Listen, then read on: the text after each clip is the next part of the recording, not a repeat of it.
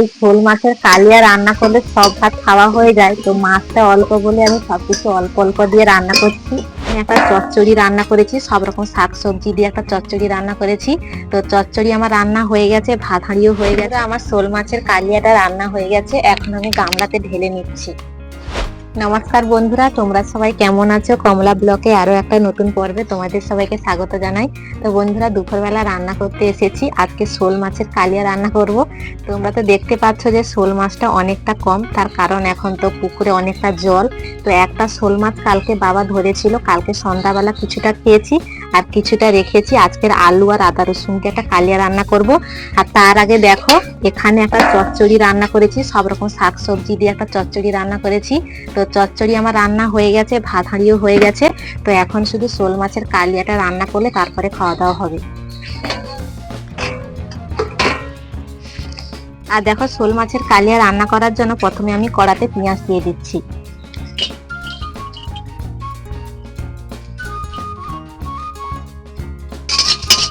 আর পেঁয়াজটা আমি একটু হালকা তেলে একটু ভালো করে ভেজে নেব।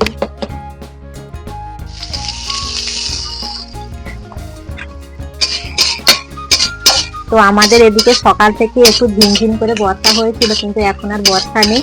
তো আমার বাইরে সব কাজ হয়ে গেছে, এই রান্নাটা হয়ে গেলে তারপরে খাওয়া দাওয়া হবে।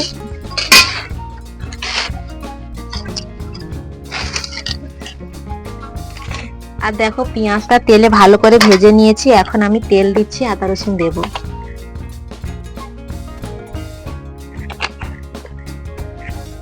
তো প্রথমে আমি রসুন বাটা দিচ্ছি।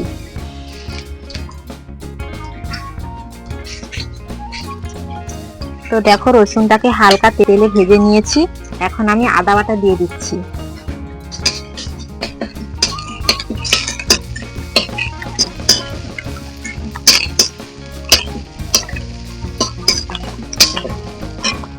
আর একটু হালকা করে জল দিয়ে দিচ্ছি।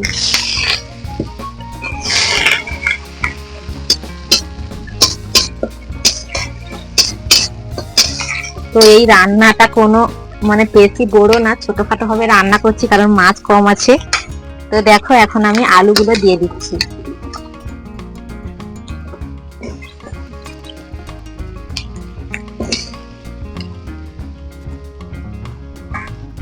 এই মশলার সাথে আলুটা ভালো করে আমি মাখিয়ে নেব, তারপরে লবণ, হলুদ, লঙ্কা সব রকম দেবো।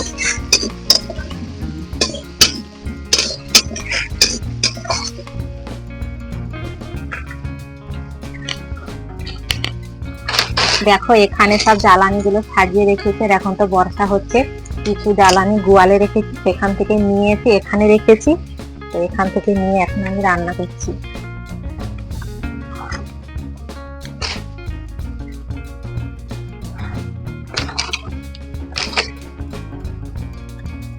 তো মশলার সাথে আলুগুলো ভালো করে মাখিয়ে নিয়েছি, এখন আমি লবণ দিয়ে দিচ্ছি।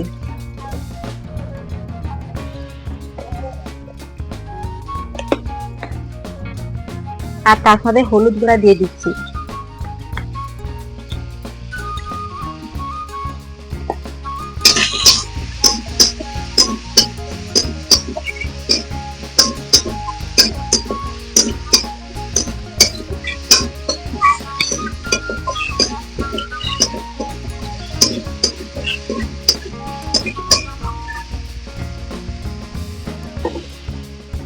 তো মাছও অল্প, আলু অল্প, সেই জন্য যে মাছগুলো ভেজে রেখেছিলাম এই মাছগুলো এখন দিয়ে দিচ্ছি কড়াতে।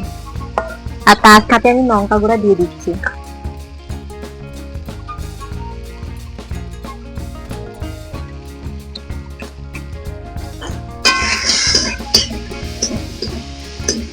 এই শোল মাছের কালিয়া রান্না করলে সব ভাত খাওয়া হয়ে যায়, তো মাছটা অল্প বলে আমি সবকিছু অল্প অল্প দিয়ে রান্না করছি। আর শোল মাছের কালিয়ায় আদা রসুন না দিলে খেতে ভালো লাগে না, সেই জন্য একটু আদা রসুন দিয়েছি।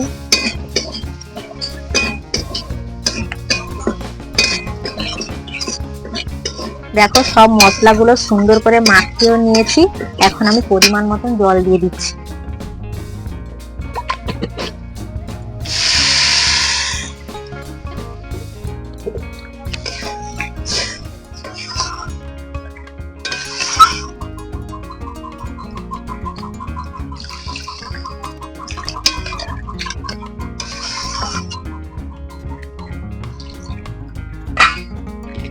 তো বন্ধুরা এখন আমি ঢাকা লাগিয়ে দেব, আলু আর মাছ সেদ্ধ হয়ে গেলে তরকারি হয়ে আসলে তারপরে আমি তোমাদের দেখাবো। তো বন্ধুরা আমার শোল মাছের কালিয়াটা রান্না হয়ে গেছে, এখন আমি গামলাতে ঢেলে নিচ্ছি।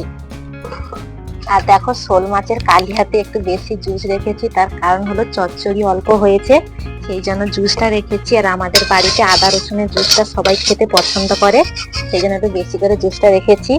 আর জুসটা একটু লাল না একটু হলুদ হলুদ লাগছে, তার কারণ হলো যে আজকের একটু সবকিছু মশলা কম দিয়েছি, মাছ তো কম সেই জন্য মশলাও কম দিই, সেই জন্য হলুদ লাগছে, লাল হয়নি। তো দেখো শোল মাছের কালিয়া আমার তৈরি হয়ে গেছে, এখন আমরা খাবো। আর তোমাদের খাওয়া দাওয়া হয়ে গেছে কিনা অবশ্যই কমেন্ট করে বলবে। আর ভিডিও ভালো লাগলে প্লিজ একটি লাইক আর সাবস্ক্রাইব করে আমাদের পাশে থাকো।